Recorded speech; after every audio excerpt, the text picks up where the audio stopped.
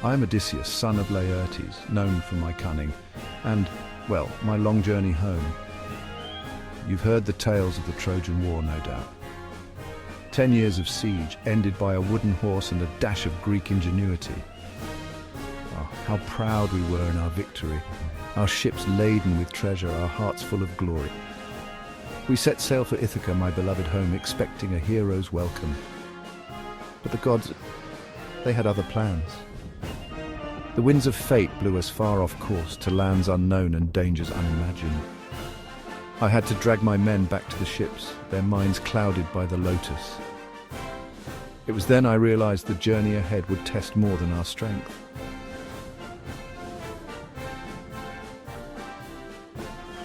And we encountered the enchantress Circe next, her beauty matched only by her cruelty. With a wave of her wand, she turned my men into pigs, and actual pigs, oinking and rolling in the mud. It took all my wit and a little divine help to break her spell, but Circe wasn't done with us yet. She warned us of the dangers ahead, the Sirens, whose song could lure even the strongest will to their doom.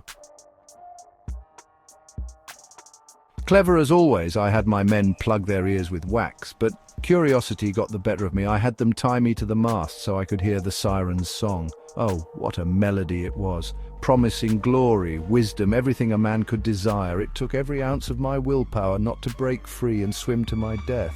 Sometimes knowledge comes at a great price.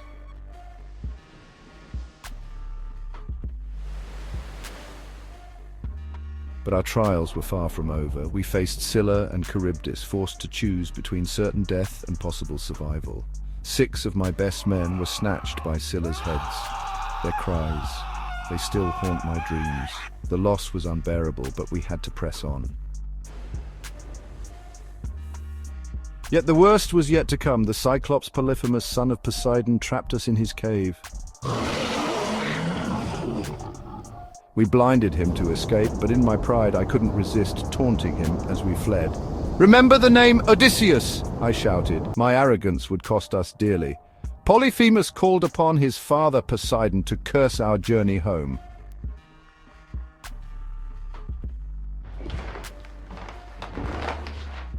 The sea god's wrath was terrible to behold.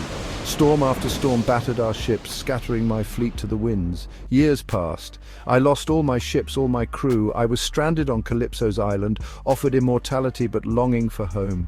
In those long, lonely years, I learned the true meaning of humility. I understood the weight of leadership and the consequences of pride.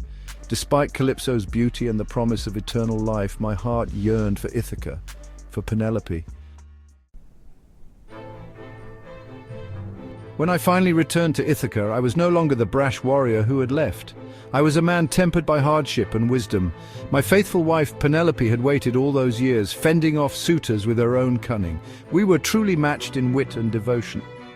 As I embraced my son Telemachus, now a man grown, I realized that true strength lies not in conquest or clever tricks.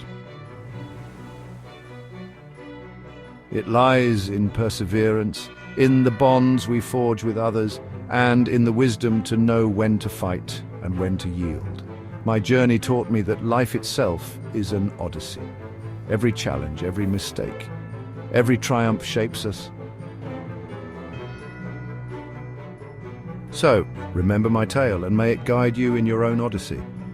For in the end, it's not the destination that defines us. It's the journey, and how it changes us along the way.